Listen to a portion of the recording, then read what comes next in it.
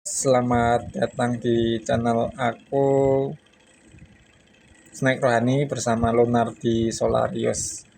Nah, aku bersyukur karena hari ini Tuhan tambahkan lagi satu usia 1 tahun untuk berkat karena penyertaan Tuhan yang luar biasa sehingga pada hari ini usiaku udah 37.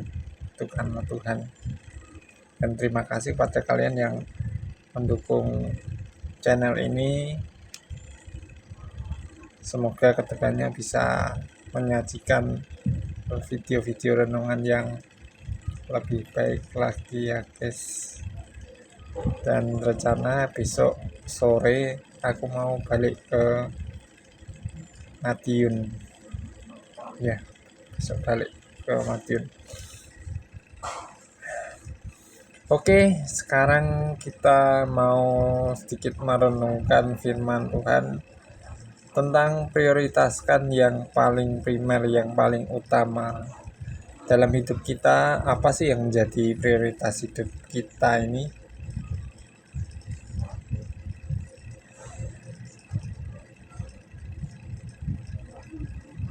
Ya, sambil ngopi ya kita menikmati renungan ini. Kadang kita tuh sering banget kepikiran soal kebutuhan hidup. Makan apa besok? Uang cukup nggak buat bayar ini itu? Pakaian masih layak nggak dipakai? Ya wajar sih, itu kan kebutuhan primer, pangan, sandang, papan. Tapi seringkali kekhawatiran itu justru bikin hati kita nggak tenang.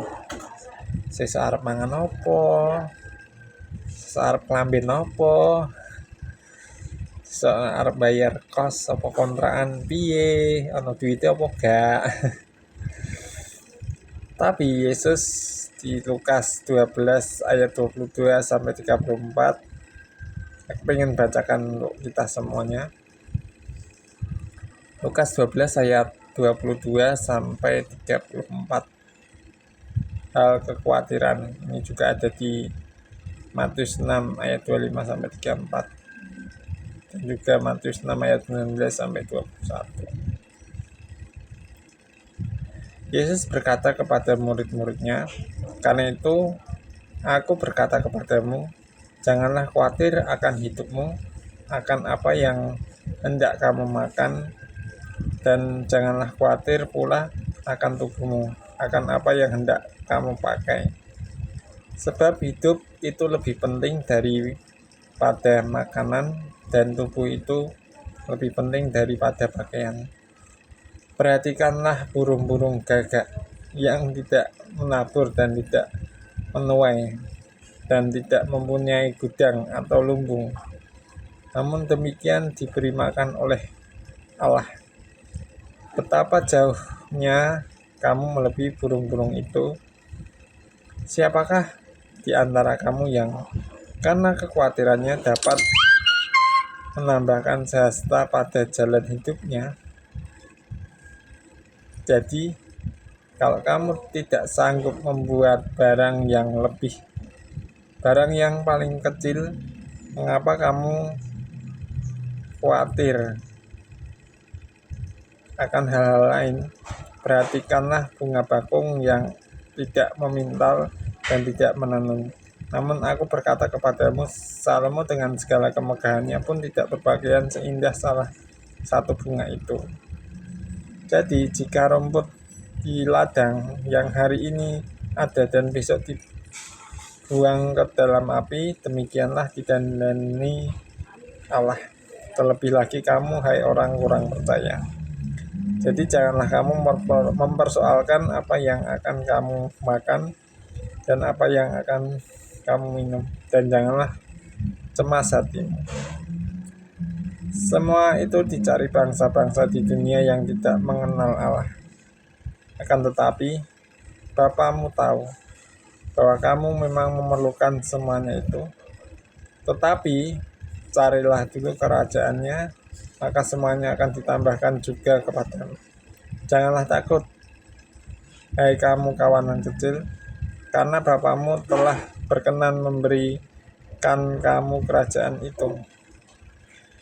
Jualah segala milikmu dan berikanlah sedekah. Buatlah bagimu pundi-pundi yang tidak dapat menjadi tua, suatu harta di surga yang tidak akan habis, yang tidak dapat didekati pencuri dan yang tidak dirusakkan oleh ngengat. Karena ini yang paling pentingnya, ayat 34, karena di mana hartamu berada, di situ juga hatimu berada. Untuk lebih detailnya kalian bisa baca sendiri ya. Oke.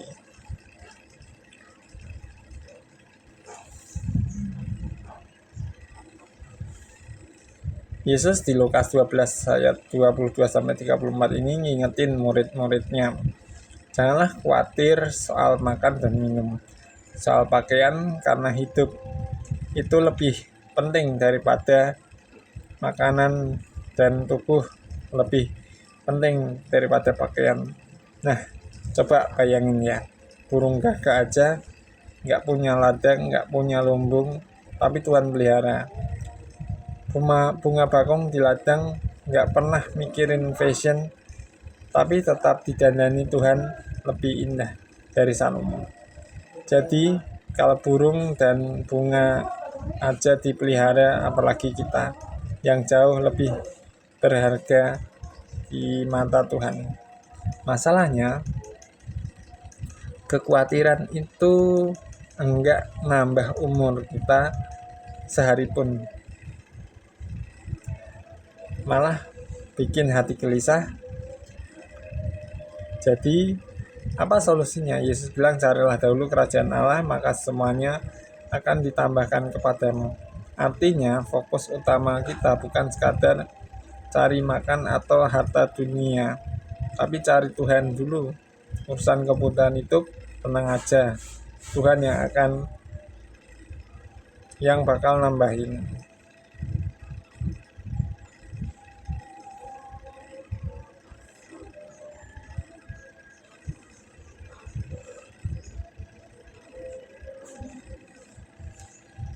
Nah, yang perlu kita utamakan bukan sekadar kebutuhan jasmani, melainkan kebutuhan yang paling primer, hidup itu sendiri. Ya, kebutuhan primer itu hidup sendiri. Kekhawatiran hanya merampas damai sejahtera. Penawar kekhawatiran adalah percaya bahwa Bapa kita tahu dan peduli akan semua kebutuhan kita. Karena itu Yesus menegaskan, carilah dulu kerajaan Allah, maka semuanya itu akan ditambahkan kepadamu. Kerajaan Allah adalah prioritas utama orang yang sungguh-sungguh mencarinya, rela melepaskan harta duniawi demi memperoleh harta surgawi yang tidak akan binasa. Maka jangan sampai kita mengabaikan ibadah atau pelayanan hanya demi mengejar makan dan minum, sebab hidup kekal adalah harta sejati yang harus menjadi tujuan utama kita. Nah, apakah selama ini kita lebih sibuk mengejar kebutuhan jasmani hingga mengabaikan perkara rohani? Marilah kita arahkan fokus hidup kita kepada kerajaan Allah. Ia sanggup mencukupi, memelihara, dan memberi damai di tengah perjalanan hidup. Karena apa? Karena di mana hatimu berada, di mana hartamu berada, di situ pun hatimu juga berada. Nah, ini yang paling penting adalah bagaimana kita dapat mengelola harta jasmani yang Tuhan percayakan pada kita, supaya kita nggak timbul yang kemarin aku sempat bahas itu, ketamakan dan keserakahan akan harta duniawi.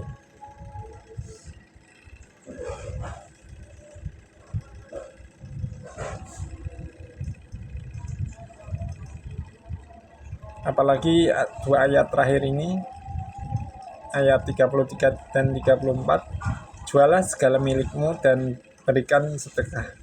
Buatlah pundi-pundi yang enggak bisa rusak, harta di surga yang nggak bisa dicuri, nggak bisa dimakan nyengat ataupun kena karat. Karena di mana hartamu berada, di situ hatimu juga berada. Nah, Yesus lagi ngajarin kita supaya jangan terlalu nempel sama harta duniawi. Bukan berarti nggak boleh kerja, nabung, atau punya barang. Boleh sih, boleh kok, tapi jangan sampai hati kita dikunci sama harta. Soalnya semua itu bisa habis, uang bisa habis, bisa ludes, barang bisa rusak, bahkan bisa dicolong wong, ya, bisa dicuri. Yang nggak bisa rusak itu apa? Harta di surga. Caranya bagaimana? Dengan berbagi dan dengan sedekah, dengan pakai harta kita buat sesuatu yang bernilai kekal. Waktu kita memberi itu bukan hilang, tapi sebenarnya kita lagi menabung di surga. Intinya gini, harta menunjukkan arah hati kita. Kalau hati kita di surga, itu kita juga bakal ngikut ke sana. Jadi jangan cuma sibuk nabung di bank, tapi rajin nabung di surga.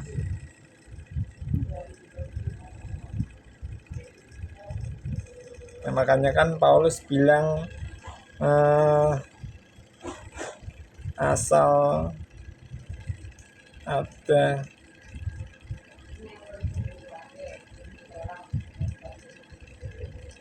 ada makanan dan pakaian tuh cukup lah.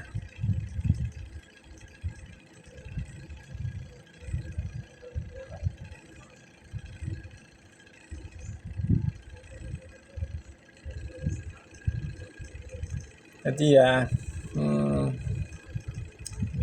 apa sih prioritas utama hidup kita?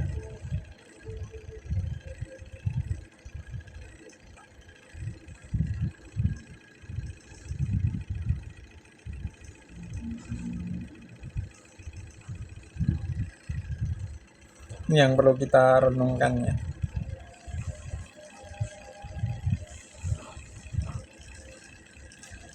Ya, Paulus mau bilang bahwa kebutuhan dasar manusia sebenarnya sederhana, tapi seringkali kita jadi gelisah karena keinginan-keinginan tambahan.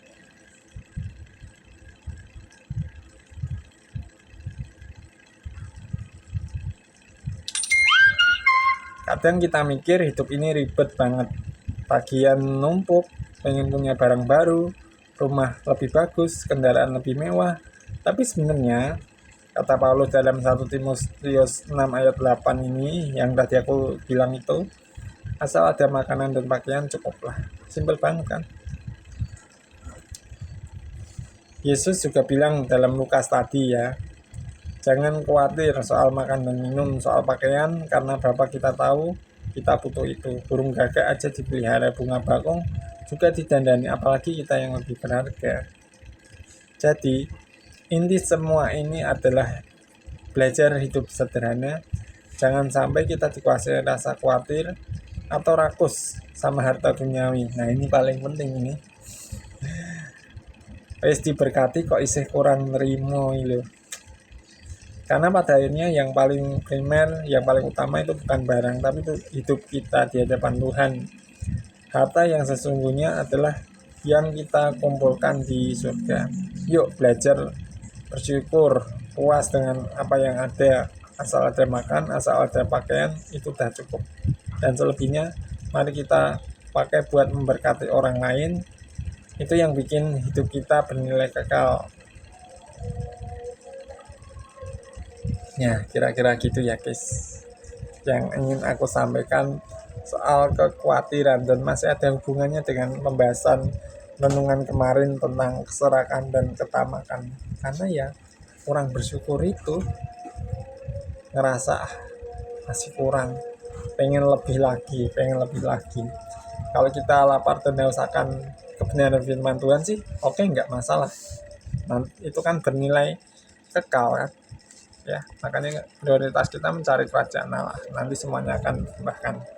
Dan aku bersyukur selama tahun-tahun perjalanan hidupku ini oleh karena berkat kemurahan Tuhan aku sudah mencapai usia 37, yaitu karena kasih karunia Tuhan.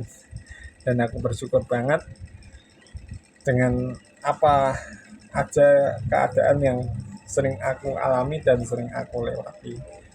Ya semua itu kasih karunia. Nah, aku cuma bisa bersyukur oleh karena kebaikan Tuhan itu sungguh luar biasa.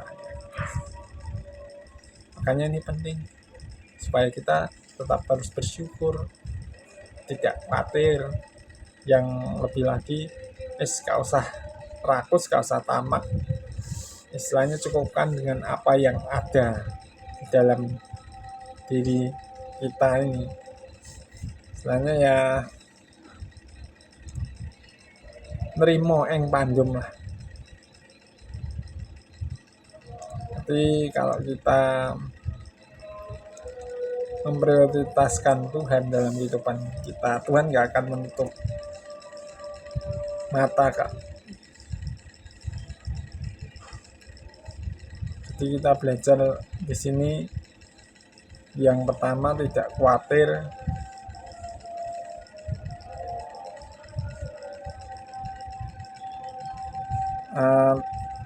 kemudian juga belajar mencukupkan diri, bersyukur.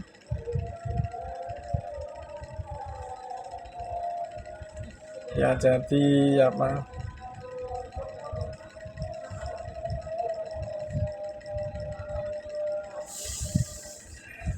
Ini yang menjadi penenungan kita supaya kita bagaimana ini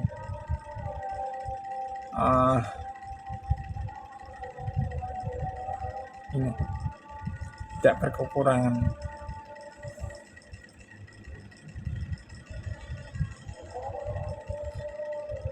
Nah, kadang kita tuh nggak pernah puas, punya motor pengen mobil, punya mobil pengen rumah, punya rumah pengen yang lebih gede lagi.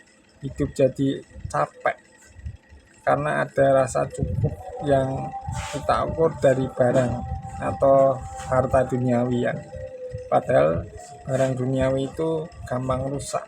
Contohnya HP yang aku pakai ini ya semoga nanti ada berkat untuk HP pengganti untuk mendukung aku bikin video. Makanya aku bergumul untuk membeli peralatan konten. Tapi firman Tuhan bilang cukup dengan apa yang ada.